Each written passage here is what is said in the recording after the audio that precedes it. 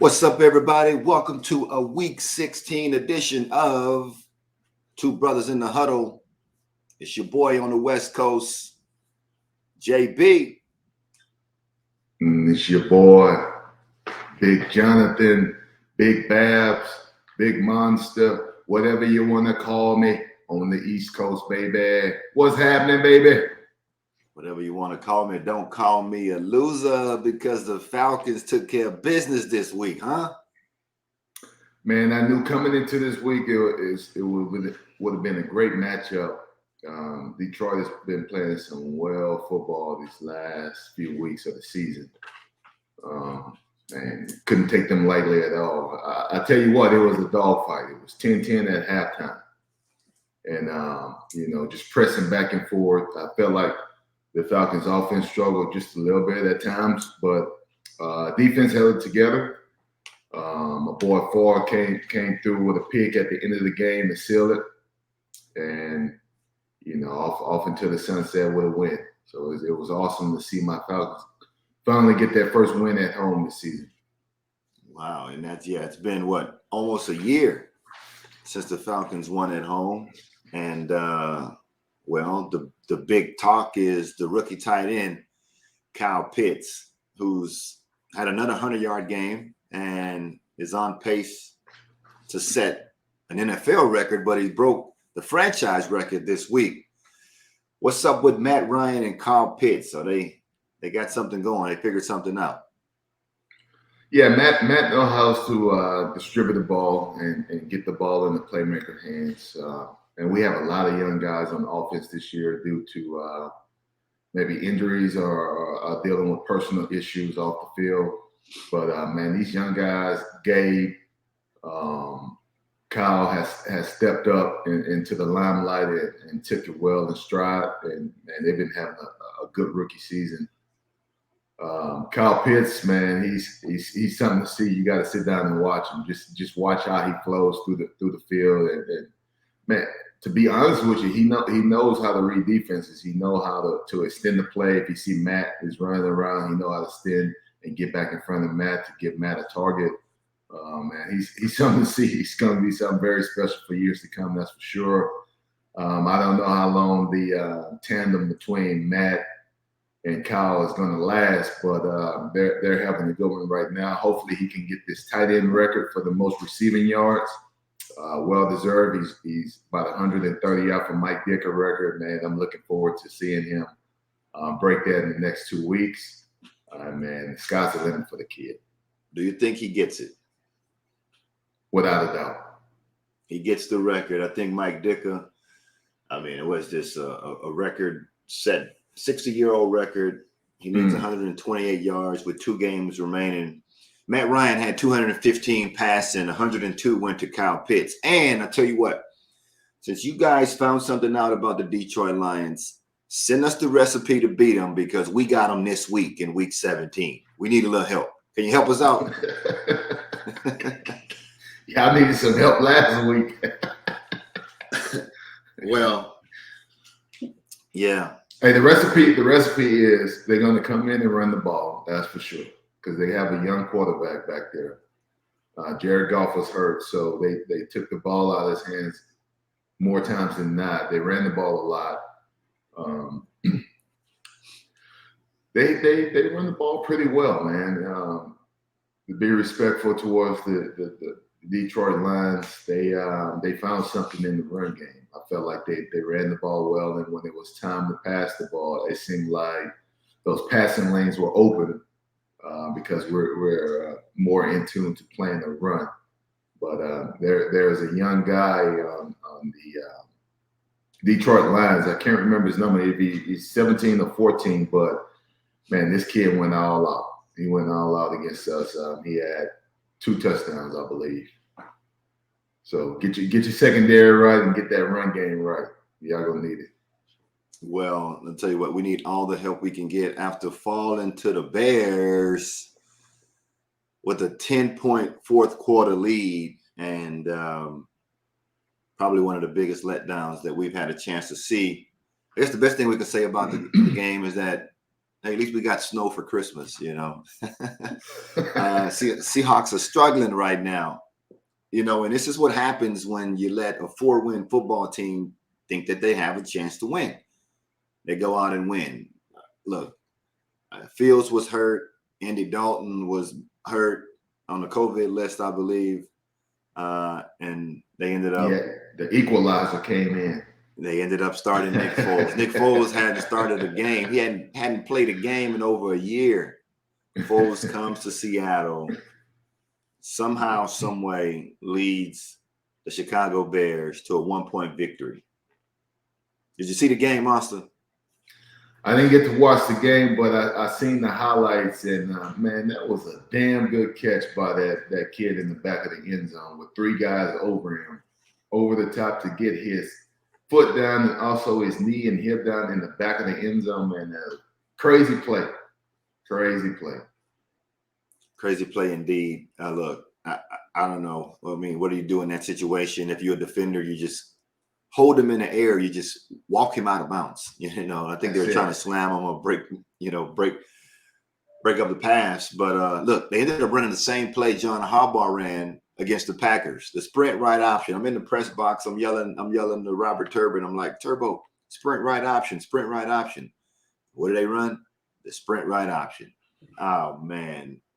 And they found a guy in the back of the end zone for the conversion. Well, you know what? You talking about a head coach who's on the hot seat. Matt Nagy don't even know his future in Chicago next year. Maybe out of a job come the offseason.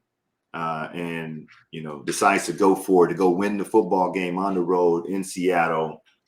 I mean, that's about as gutsy of a call as it gets, but I guess it's not so gutsy when you have a 4-win ball club.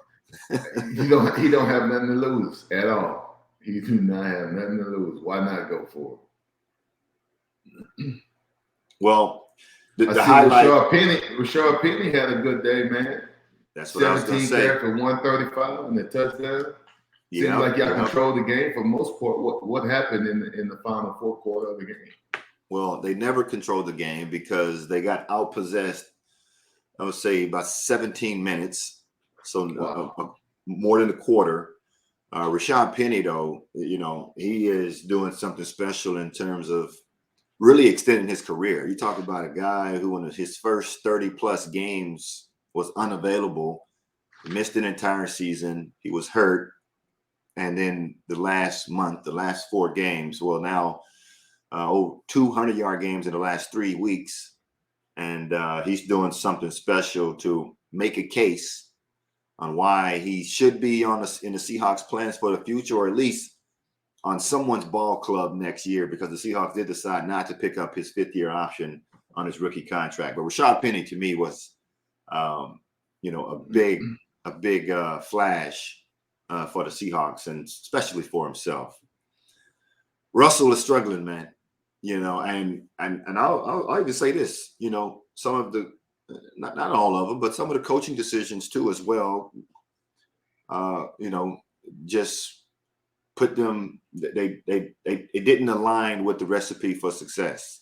It was 3rd and 5.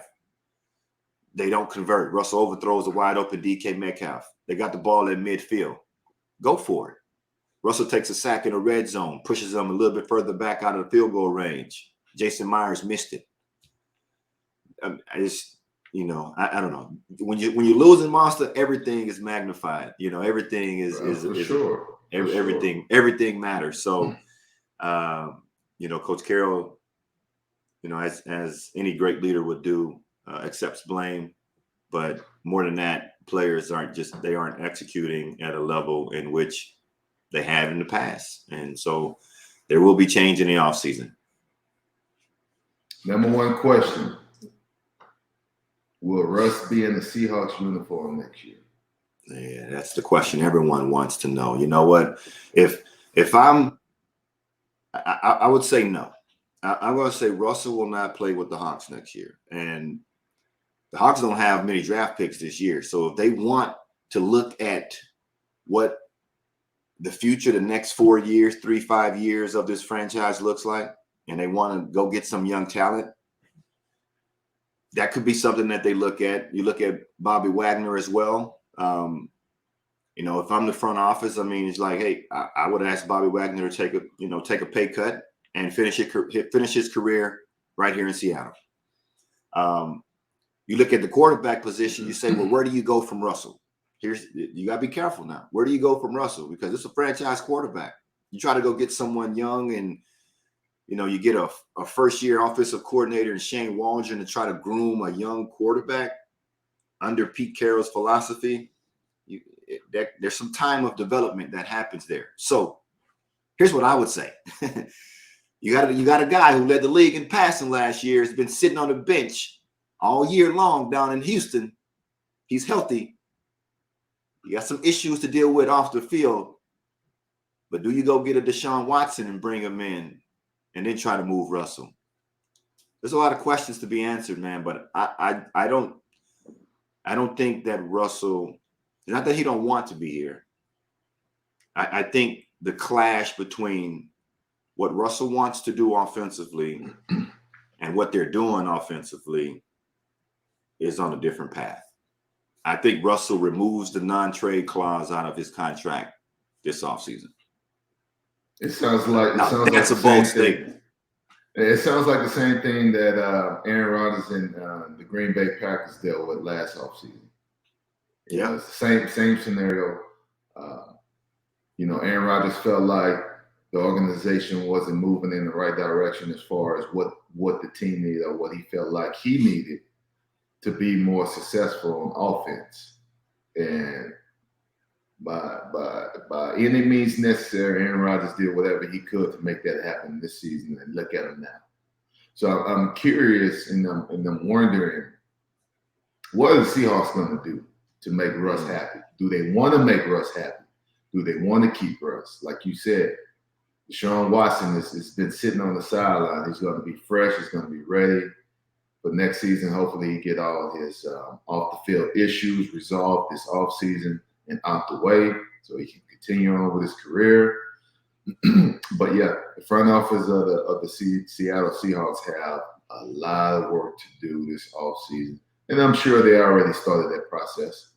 I'm sure they've been evaluating players throughout the season. You know how that goes. They're always looking for the next man.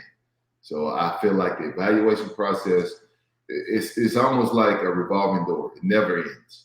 It never ends. It just keeps going. They're always looking for the best player on this team, that team. Somebody might show up that they wasn't even looking at on their radar, and bam, they felt like he's a good fit for the team. But, man, the Falcons might have the same thing as well. I'm sure there's going to be some big old stories coming out this offseason. So I'm curious to see what they're going to do. You never know. Deshaun could be in Atlanta next year. So it might be a tussle war on Deshaun Watson in the offseason. And I'm curious to see how this offseason is going to go. That's for sure. Yeah, well, I'll tell you what. We'll break down rosters at the end of Week 18, headed and then do a playoff preview. But 2 more games to go. Look, I've been a part of a losing team that won 5 games under Coach Mora, and I know what the rest of the season looks like. Everybody is under evaluation, and for sure. The Seahawks have a big list of unrestricted free agents that they need to put on the priority list. One of them being Quandre Diggs, but I think they missed that window to sign Quandre. He's gone. 10 interceptions in the last 2 years. And I think he'll probably end this season with at least 1 more, bringing his total to 14 in the last 35 games for the Seahawks. What else stood out to you in Week 16? Man, last night's game between the Miami Dolphins and the New Orleans Saints. I was so happy that Miami came in. Wait a second, hold on. You were just talking about the Aints last week against the Bucks, and now you're like, man, I still hate them down there in for sure. It's always good to see when you want that team to win the game. It's always awesome. But I needed the Miami Dolphins to beat the Saints, the Aints, because my Falcons were behind them in the playoff position. So now we move up above them. So we're getting closer and closer to this seventh final spot of the AFC. So I mean, I thought you were going to say that your fantasy football team need you. Hell no. Hell no. But the Dolphins been kicking ass lately. Isn't that something? Seven game losing streak to a 7-game winning streak. Man, they own something. They 8-7 now, so they're also in the hunt in the AFC. It's gonna be a believe it or not, they are the number 7 seed right now. Wow. Hey, Brian is doing something down there in Miami, man. The culture has changed since the bye week. That's for sure. But I noticed that your Seahawks had got knocked out of the playoffs. So, I just wanted to put this in the air. You know what I mean? I just want to let you know that this is what I need right here. So whenever you're ready to order, I'll be waiting for. Oh, he didn't switched up the logo now. Seahawks got knocked out of the playoffs, baby. Let's go, Big Blue. Oh man, that boy, he a bandwagon. Yeah, look, the Titans took care of business this week, and they rolling. So look, don't ask me about the Seahawks no more this season, okay? From here on out. From here on out, it's all about the 10-5 Titans, baby. The 10-5 Titans. Do the 10-5 Titans get a win in the first round? Let's see. Right now, they're the 2 seed, so they play New England. Yeah, they go 2-7. I'm sorry. They play Miami. Yeah, they'll beat Miami. Okay. 2 seed, they play Miami. Let's see, 3-6, and then 4-5. Okay, yeah. Right now, they be playing the Dolphins. They get a home game. I like the chances for the Titans to get out of the wild card. Hey, I should go down to Nashville while I'm thinking about it. Hey, let's talk about one of the other hottest teams right now. In the AFC, and let's talk about the Buffalo Bills and how they went up to New England, and Josh Allen played his butt off. His butt off. And it's not rare, or it's very rare that you see Bill Belichick go and shake the hand of an opposing team quarterback and talk to him. That's very rare after a game. So you can see how much respect Belichick has for Josh Allen and the things that he's doing up in Buffalo, and know that years to come, Buffalo is going to be a problem in the AFC East. Look, I'm glad you brought that up, because I'm just going to bring you to the time that we've been waiting for, because I want to give you my damn. Did you see that moment? Since you brought it up, did you see that? My damn, did you see that moment is exactly what you're talking about. The Buffalo Bills against the New England Patriots and Josh Allen right here on this 4th down conversion. See, this was the biggest drive of the game. This drive right here between Josh Allen, this play for sure extended the drive. Not 1, 2, and the third defender, and he runs for the first down. Josh Allen took the Buffalo Bills on a 13-play, 75-yard touchdown drive, 2 touchdowns in the 4th quarter versus a Belichick defense. Seals the game. Josh Allen and the Buffalo Bills are my damn. Did you see that moment of Week 16, man? Look at this. Great play right there. Great play. I mean, look at him. That's pretty special. I got Josh Allen. It looked like it was a play by design. You never think that he's going to flip it like that for a pass, but hey, a pass is a pass. Yeah, look at this play. I mean, the QB this play right here. That was the play. That play right there was what really determined the game. Yeah. You think about it. If the Bills didn't get that 4th down conversion, New England had all the momentum going into the next drive, hopefully scoring off of that and maybe going ahead in the game. But man, that kid took the ball, took it in his hands, Put it on the shoulders, put it on his back. Don't worry about it. I got it, guys. I'm going to make it. Waving at him. He waving at him. Bye. He waving at him. We got to go. Start the bus. I love when big man spike the ball. He say, start the bus. Start the bus. Murdoch, start that plane up. We're getting up out of here. Time to roll out. Wow, look, and they just played 3 weeks ago down in Buffalo when New England ran the ball, I don't know, 60 times and threw a 3. Josh Allen had some words to say after the game. Yeah, I don't know who y'all thought I was. I'm that dude. Josh Allen and the Buffalo Bills now moved to 9-6, and they leading that AFC East. Who they got the final 2 games of the season? I know they have us this week, but who is their final? That's another win. Matchup? The Jets. What's their final division matchup? The Jets. Okay. Yeah. So that means Miami and the Patriots are playing the last game. Yeah. That's gonna be a damn good game. Miami and the Patriots. That's gonna be a good one. Mm-hmm. That's gonna be something to watch in Week 18. What's your damn? Did you see that moment of Week 16, Monster? My damn, did you see that moment comes out of the NFC East, out of the Dallas Cowboys. DeMarcus Lawrence with the pick 6, baby. Big man got some skills. Get take off that. One hand. Oh, get off me. You don't want to tackle. Break a tackle. Oh, he want to tackle me now in the end zone. Oh, man, I'm in the end zone. Get off, man. I'm in the end celebrate. zone, baby. Get off, celebrate. Let me celebrate. Let me celebrate, man. Man, I'm talking about from start to finish. Dallas dominated that game, but big man got him a pick 6 on the fingertip. Watch this. It remind me of a young me. I can't get in. I can't get in. Okay, get your hands step up. back. Thank you. Let me get that. Hand coordination. Get off me, big man. Stiff on. Watch out. You can't block me. Can't catch me. Oh, you don't want to tackle me. Yeah. Hey, it almost looked like Leon led at the end. He almost lost that ball. Man, but hats off to the big guy. I always love to see when the D-line gets a score, let alone a pick 6, baby. Congratulations to the Dallas Cowboys.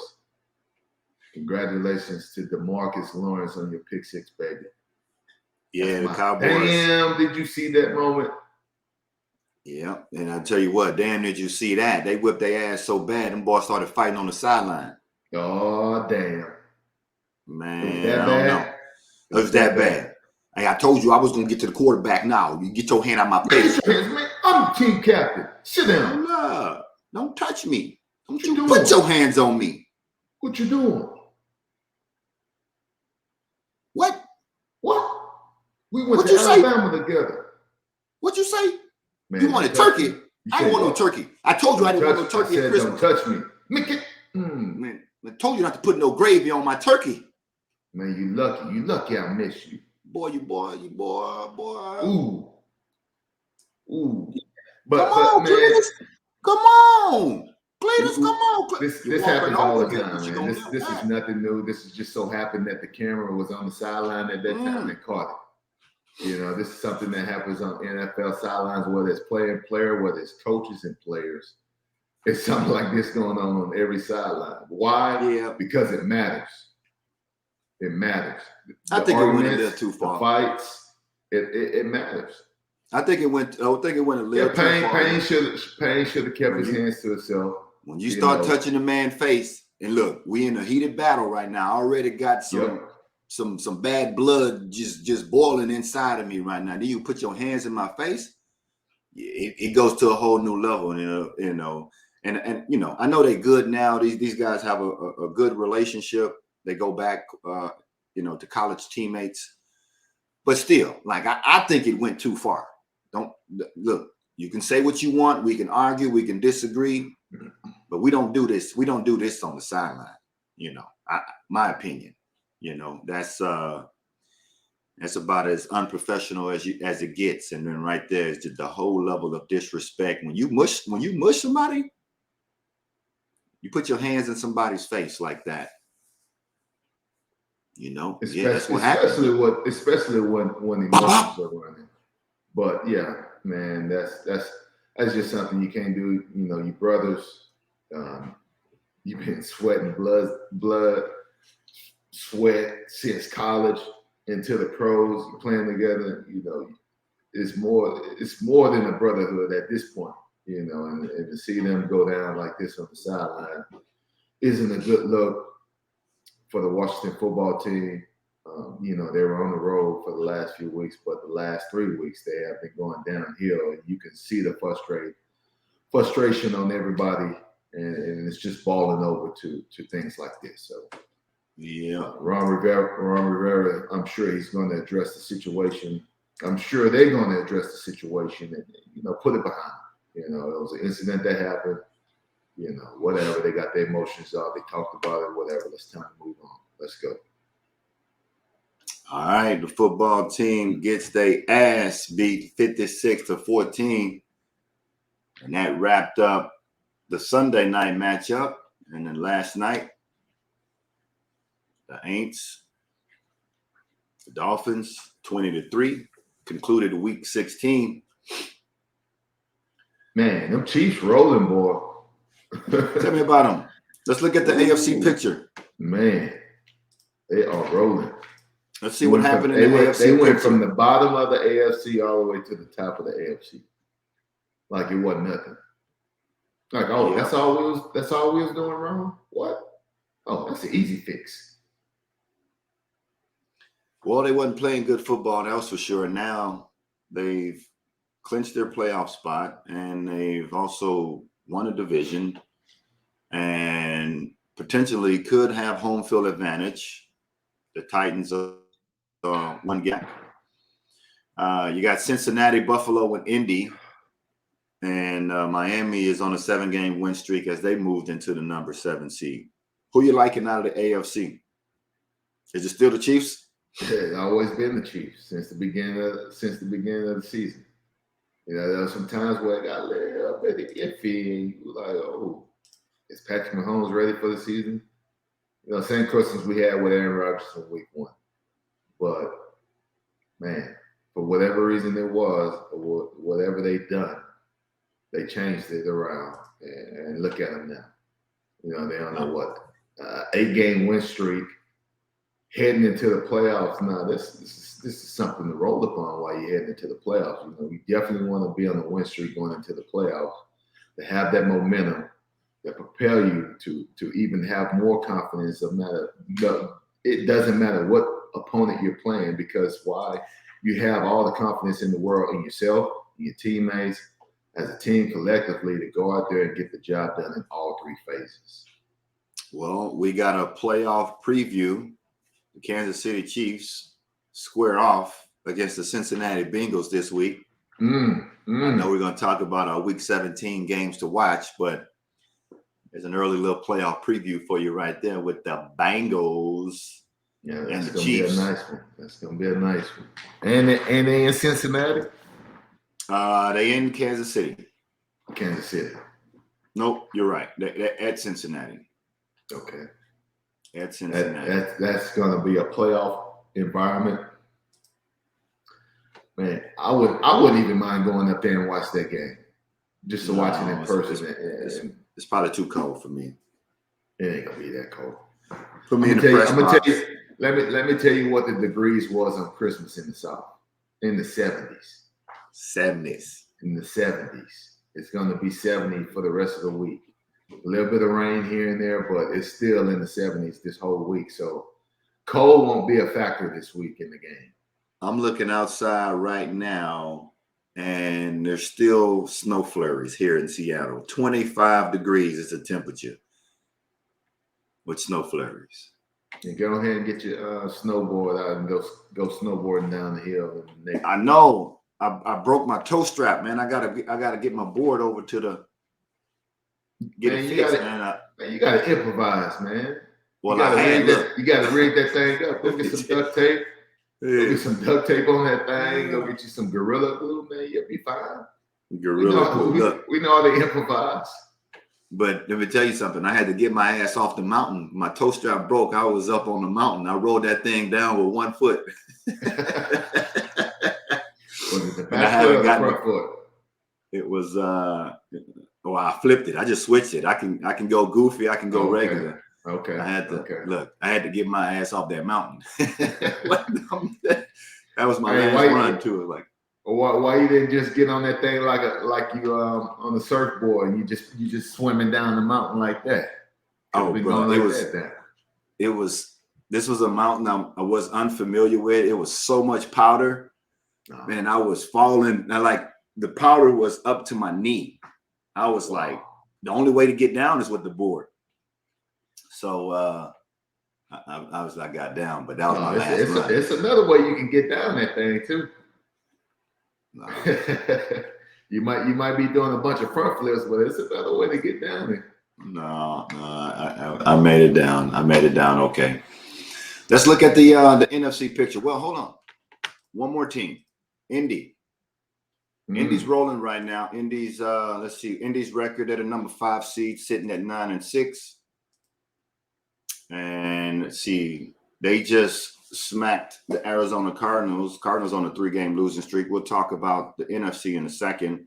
They finish with the Raiders and the Jaguars. So Indy's sitting at 9-6, could get 11 wins by the end of the season. 3-game win streak for the Colts. And who the Colts have the last 2 games of the season? The Raiders and the Jags. I will say they could get to 11 wins by the end of the season. JT still, I mean, he running, he taking body parts when he run. MVP? There's no question, there's no doubt. Really? That kid should be MVP. No doubt? No doubt MVP? I'm tired of seeing quarterbacks get it. Yeah, let me tell you this about quarterbacks. Quarterbacks get too much credit. Look, if the quarterback throws a 10-yard route, bam, that's 10 yards. The wide receiver catches the ball and he goes another 50 yards. The quarterback gets credit for the 10 yards and the extra 50 yards that the receiver got. It's not like he threw the ball for 50 yards. So it's a lot of leniency towards the quarterbacks as far as all these records and all these yards when truly there is other people out there that's doing more work than the quarterback. Yeah, the quarterback got to throw it, he got to read defense, et cetera, et cetera. But man, when you have a running back that's taking blow at the blow every play, and to come in and rush for 1,600, come on, man, you gotta give the kid the trophy. You got to. You just have to. Gotta give him the trophy. Why? Because that man starts in the backfield. He starts behind the line of scrimmage, 7 to 8 yards behind the line of scrimmage, right? So he got to gain at least 8-9 yards just to say he gained 1 yard, right? So we have to give it to the running backs more often than not. It's too many times where we see quarterbacks getting these MVP trophies. Now, don't give me granted, they do a good job, but when you have a running back that's working hard, especially behind the line of scrimmage, and able to gain those many yards in the season, and man, that's tough sledding. It's tough sledding, and they need to be credited for it. Over 1,600 yards, 17 touchdowns. Joe Mixon is the number 2 rusher in the NFL, but he's about 500 yards behind. And then Derrick Henry, who's been hurt since, I don't know, he missed the second half of the season. He's still at the number 6 with just under 1,000. I tell you what, this would have been a good year for running backs if Derrick Henry wouldn't have got hurt. It would have been a sight to see Jonathan Taylor and Derrick Henry go head to head in the same division as far as leading with rushing yards in the NFL. Well, you got 4 of the top 5 running backs out of the AFC. Nick Chubb is number 3, and then Dalvin Cook is the only player in the NFC in the top 5 for rushing. So that lets you know the majority of the NFL is throwing the ball than rushing the ball. Than running the ball. Or the Colts are just running the ball a lot better than any other football team in the league this year. So the Colts cruising, they could get to 11 games by the end of the season, 11 wins by the end of the season. Let's look at the NFC. You got the Green Bay Packers right now sitting at 12-3. They clinched the playoff berth, and their division, and the Cowboys and the Rams and the Bucks are all tied at 11-4. The Cardinals, as I mentioned, on a 3-game losing streak. And then you got the Niners and the Eagles. Eagles trying to hold off the Vikings and the Falcons and the Saints for that last playoff spot. Who you like in the NFC? As far as overall, as far as getting in the playoffs? Overall. You could say front runner for playoff contenders, Super Bowl contenders. Mm-hmm. And let's start with your Cowboys. You're impressed by their big win this week, 56 points. Dak Prescott and his offense, they're talking to, we're talking Dak's in a slump. Cowboys kind of up and down. Did the Cowboys prove something to the NFL this week? Not at all. They did what they were supposed to do. They went in and beat up on Washington 2 weeks ago out in DC, and the mindset was no different this past weekend as far as when they played them. Except it was a little bit more, the volume was turned up a little bit more, being at home, having the energy at home, having the crowd behind them, and everything going your way. There wasn't nothing stopping the Cowboys in that game. But I'm curious to see how they're going to play in the playoffs when they got to go somewhere cold, when they got to face somebody more powerful that's probably on the same level as them. I'm curious to see what the outcome will be. But honestly, I do think they have all the parts to go deep in the playoffs, but we'll see if those parts play their part in making the Cowboys successful in the playoffs. All right. Well, defensively, everyone's looking at Defensive Player of the Year. Trayvon Diggs gets another interception. He's now at 11 on the season, Monster. I don't know. I think you got to give the DB some love right here. I think he's a legitimate. Oh, he DYOP for sure. Oh, he DYOP for sure. Yes, sir. Hands down. The Cowboys got a matchup this week. I know we'll do a week 17 preview, but they host the Arizona Cardinals. We're gonna see. If the Cardinals really fall off this bad, or are the Cowboys gonna take care of business? They up on a 4-game winning streak. Cardinals on a 3-game losing streak. Well, this is for sure a playoff matchup. Why? Because both of these teams will be in the playoffs this offseason. So we'll see, man. We'll see how it goes. I'm curious to see. Hopefully, it's a dogfight. I do not want to see a blowout by either team. I definitely want to see them fighting and clawing for every yard, every game, every first down, every field goal, every touchdown, every tackle, every fumble. I just want to see both teams go all out like two heavyweights in the ring. I think that's exactly what you're going to get, because it couldn't mean more now than it has in the past for playoff position.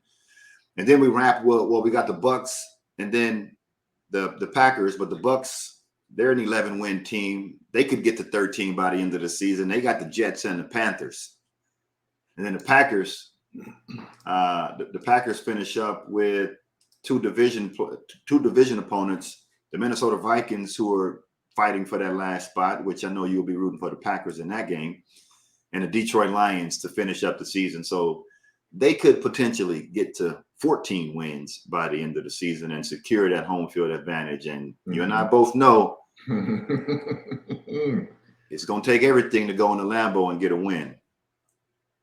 You're going to take your mama, your daddy, your cousin, your Grammy, your auntie, your uncle, everybody. You go to Green Bay in January, you got to take everybody with you. You got to take them all. You got to jump on them early. Why? If you get that crowd into the game, it's just like the energy is electric throughout their sideline, throughout the fields. Nothing can go wrong for them. So you have to jump on Green Bay early when you're playing out in Green Bay. That's for sure. Well, we will see how the rest of the season unfolds as our Week 16 comes to an end. Let's look ahead to Week 17 and check out some of these really key matchups and which games are you most excited and looking forward to in Week 17. Well, I'm excited about my Falcons going up to Buffalo and play in the cold. Why? Because we've been a pretty good damn road team this season, as you can tell. 6 of our wins came from on the road.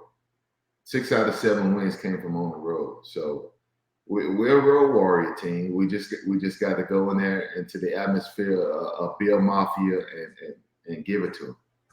You know, the Bills are rolling into the playoffs. We're trying to get into the playoffs. So it should be a pretty good matchup. The mindset should be there for the team. I'm curious to watch this game. Hopefully my Falcons can pull this win out and continue to move on into their try to get that final spot in the the NFC. Who you liking? Well, I got my eyes on a couple matchups this week. We talked about the Cardinals and the Cowboys in the NFC. The other NFC matchup, I'm curious because I'm scratching my head of what the hell is happening in Baltimore. They're on a 4-game losing streak, but they got to travel to L.A. to play the Rams. That's going to be a matchup I'm watching because I think Baltimore might have played themselves right out of the playoffs. And then the other AFC matchup is the Chiefs and the Bengals. That's going to be a nice little, dogfight in terms of playoff positioning and an early playoff preview. So those are the my top 3 matchups this week in Week 17. And we'll see how the story unfolds. It's always why they play the game. You look up and you say, well, that's why they play the game. How about Houston beating the Chargers last week? I mean, that's why they play the game, and I think Houston probably had half the team out on the COVID list. So interesting. We'll see if the Chargers bounce back. They got a division matchup against the Broncos this week, but it's exciting. It's still exciting. I know the Seahawks not in the playoffs and the fans are a little bit confused of what the hell is happening with inside of the organization and the franchise and where they're going to go from here. The Titans are doing something nice. They got a tough matchup against the Dolphins this week. But this is why they play the game. This is why they play the game. Yes, sir. Some great matchups coming up in these last 2 weeks for that playoff push and secure that last spot in the playoffs, man. It's these games, these last 2 weeks are definitely playoff games for a lot of teams. For most teams, it's just another game and okay, let's get the season over with. But of course, doing these 2 games for those teams that's struggling, this is an evaluation process of you got to play your best football right now because either A, you're going to be with the team next year, or B, you're going to be finding a new job somewhere else. You're looking for a new job, new home.